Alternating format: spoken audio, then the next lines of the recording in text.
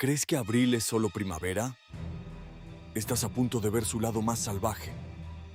Este mes, el clima es una ruleta rusa. De sol radiante a tormenta en minutos. La variación es extrema. Un día de calor intenso. Al siguiente un aguacero helado o vientos fuertes. Las tormentas de abril no son lluvias pasajeras. Son eventos que exigen precaución, afectando tu seguridad. Esta inestabilidad crea condiciones severas y rápidas. Prepárate para el impredecible carácter de este mes. Mantente siempre alerta y revisa tu pronóstico local. La naturaleza extrema de abril no es un juego.